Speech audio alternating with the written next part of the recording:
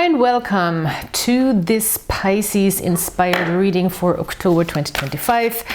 I am working with the symbolism of the tarot cards and the symbolism of Western astrology to maybe gain some new insight, maybe have a little bit of inspiration for your situation, maybe help you and assist you in your journey of self-reflection and growth. And I hope there is some things coming out for you, and the cards gonna tell us some stuff that is helpful and that we can work with. So this is a timeless reading. This is also not necessarily only for Pisces. You know, you can just work with the symbolism. Maybe you feel like a Pisces today. Maybe you're drawn to the title. Maybe this is something that you are drawn to in general. And yeah, whatever floats your boat. I'm just happy to maybe give something that people find beneficial. All right, so let's see what wants to come out. Check out my description box for all the information you need, and we're gonna start right away. Ooh, Queen of Swords. I love a Queen of Swords, especially in Libra season, which we are in right now, because she represents Libra and the air signs, also in a sense, Aquarius and Gemini. She is the intellectual, the analytical, the smart, and the rational queen. She still comes from a place of love, like all the queens do. The queens are always coming from a place of love, from a place of gentleness, from a place of compassion. But at the same time, she is the smart queen and the kind of like hardcore queen when it comes to, you know, taking no BS. She is not taking any BS, but she's not doing it because she's mean. She can turn mean, you know, if she's in the reverse, but we don't want to just assume that.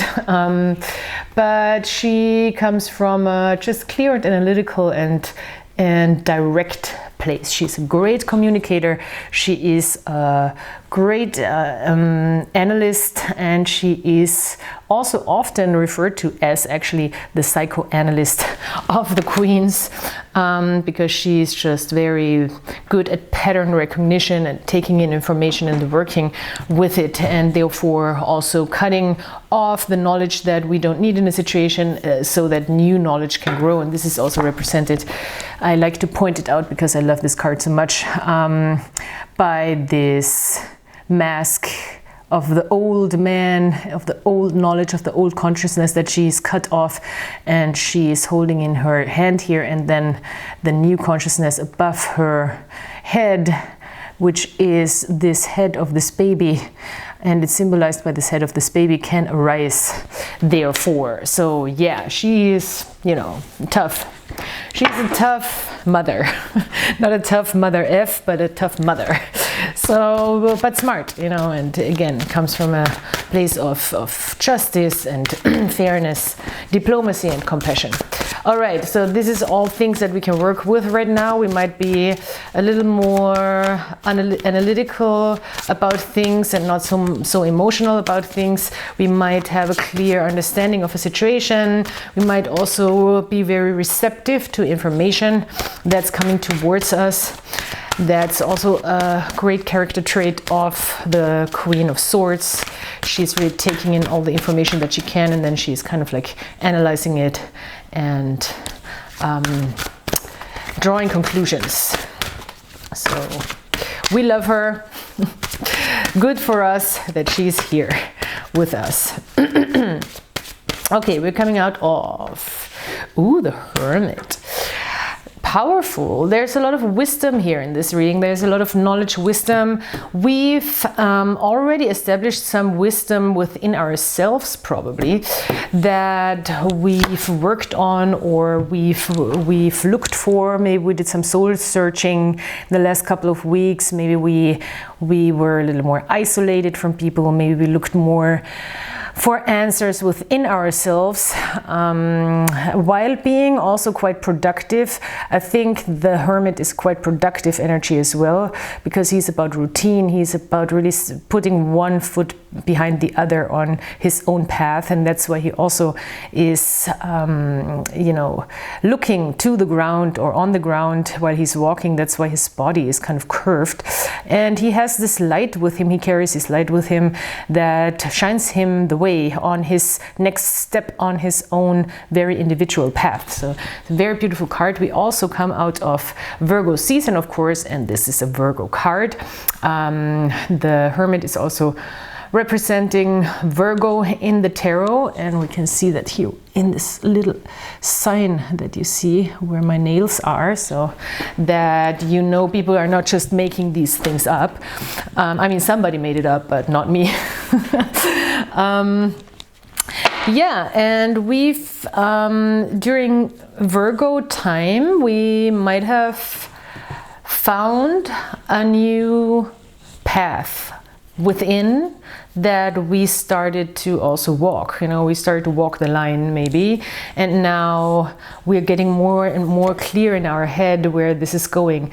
This is really nice. I think through this one step at a time type of pace or energy, we all of a sudden start, and I'm not sure where I'm saying all of a sudden, but we start to see things much clearer now. And it is no surprise at all that Pisces reading is so much in tune with the Zodiac, you know, because this is a Virgo card and this is a Libra card, and we just came out of Virgo season and now we're in Libra season. So this makes a lot of sense. And Pisces is the Zodiac that combines all, they say it combines all of the zodiac signs before, because it's the end of the zodiac cycle, and therefore it has parts of every single sign combined within themselves, and they're constantly processing through this. So I feel like it makes a lot of sense that Pisces is tuned exactly into where the sun is at right now, and therefore really working with this energy. Okay, we have to address two little topics here, or maybe major topics, I'm not sure yet, that want to come up from the past.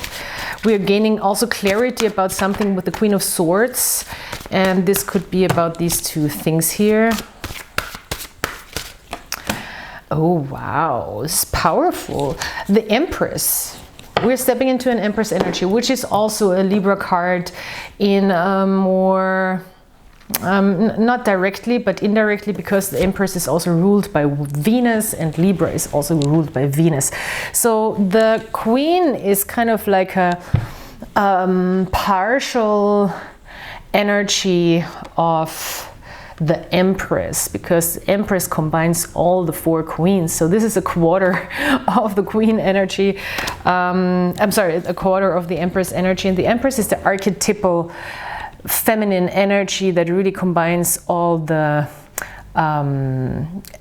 different elements within herself. She is Mother Earth, she is the receptive and the very powerful at the same time Queen, who really is magnetic and draws things towards her, at the same time is really dismissive also of the things that she doesn't want in her environment, in her bubble. You can see she has somewhat of a bubble surrounding her, and she is also, you know, connected and also a symbol for Mother Nature, and Mother Nature is very dismissive often, you know, when Mother Nature doesn't want something to exist in her environment, then it's gonna be not there. So I feel like we're now really capable of creating our reality, of creating our environment. This is what the Queen, the Empress does, I'm sorry. And we might have more clarity with the Queen of Swords of what that means for us individually. So the Empress is really about creating beauty, creating life, creating everything that is comfortable and pleasurable at the same time, because she is connected to Venus. So we can really be in our strongest manifesting energy when it really comes to attracting things, because she is about attraction as well. She is actually the master or mistress of the law of attraction. She knows how to really do it. What is maybe a blind spot here from the past that we've figured out on our very own personal journey here with the Hermit? Ooh, very powerful manifesting energy. And yeah, manifestation is just a fancy word, really, about how you want to create your life. But the Magician and the Hierophant are very powerful combination. Very. You have 4 major arcana that are extremely powerful when it comes to really building what we believe in. And this is a more spiritual type of belief, not so much about, oh, I want all the money, I want all the, you know, cars, I want all the ladies, I want all the houses. This is really more about how do I want to live my life out on an everyday level basis. And this is a lot about spiritual knowledge here. The Hierophant is the worldly main guy, you know, like the Pope, who is representing religion and a system of belief. And the Hermit is kind of a counterpart of him, because he has his own individual way. He doesn't need a church, he doesn't need, you know, somebody to tell him how to live his spirituality, but he's still a very spiritual guy. And it's a very interesting combination. Maybe we found a very individual and personal way of how we want to approach what we really believe in and how we want to live that. And now we are really putting it into, I don't even want to say action, because the Empress and the Queen of Swords are not necessarily the archetypal male energy who's jumping up and needs to do everything, and needs to make things happen right away. That would be the Magician, yes, but we are more like implementing it on a deeper level, because we've maybe learned more spiritual, deeper truths. And it seems like maybe you really looked into manifesting a little more. Maybe you're really trying to dream up also the things that you want to draw in, because we do have a 7 of Pentacles, 7 of Cups here, and that would be very much an imaginary energy, which is not necessarily a bad thing. It really can help, especially with manifesting, when we want to figure out what do we want to attract, what are our options, and how can we bring these options into reality. And before we can bring those things into reality, we kind of have to imagine them. And that's what's happening here. That's what's happening here. With the 7 of Cups, we want to be careful that we're not going too deep into the gutter, you know, when it comes to our emotions, that we don't get lost in our imagination.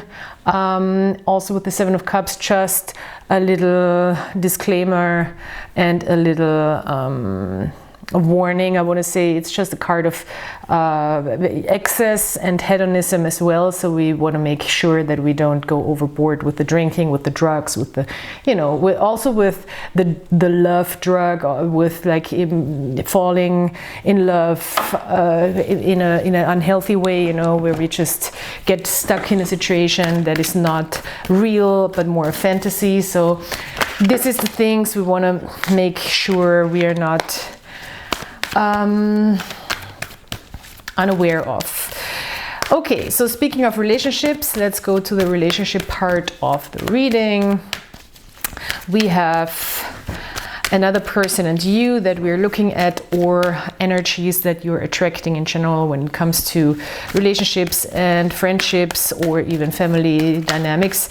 We are not necessarily only talking about romantic relationships or partnerships.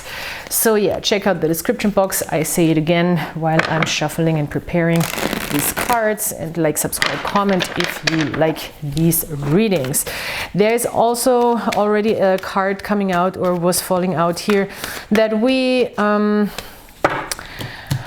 might have had some imbalance in the past when it comes to our belief systems and our actions. So sometimes we don't find the right solution for this, and this is the Temperance card in the reverse.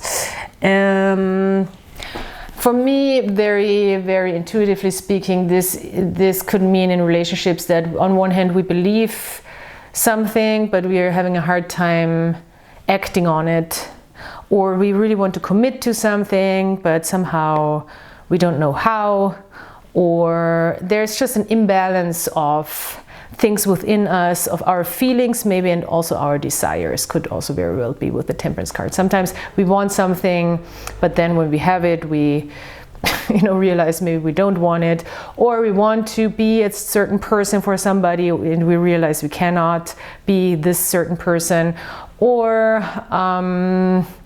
we just get irritated by relationships or by partnerships or by people. This could also be the case here with the Temperance card in the reverse. And this is something that's coming up in the past here. We might be working on some balance and healing, which would be upright Temperance card. And we might be working on finding the right solution for ourselves. Okay, so this other person, also maybe you're dealing with a Sagittarius, could be, because Temperance card is a Sagittarius card, or maybe there's a Sagittarius in the past that has something to do with this issue in relationships. Two of Coins in the reverse. Well, this other person has a little bit of a hard time being flexible, I feel like, or a little bit of a hard time changing and balancing out things. 10 of Wands in the reverse, and you're like, well, I cannot take on all this responsibility. You seems like you're kind of unflexible or inflexible here, and I am tired. I cannot carry all this weight, which would be the 10 of Wands here. Well, we don't want to carry all the weight, and it's also good that we are letting go of all the weight that needs to be carried, because the 10 of Wands is not a card in relationships that should be here permanently, because we're gonna get tired, we're gonna get exhausted if we take on so much responsibility. All right, a little question mark over my head. Not sure what's going on here. Let's see how this is mirroring or even benefiting each other, and how we can take a lesson from this situation or person. Ooh, that's an interesting flip. I'm not sure if you saw that. Well, this person, for this person, it seems like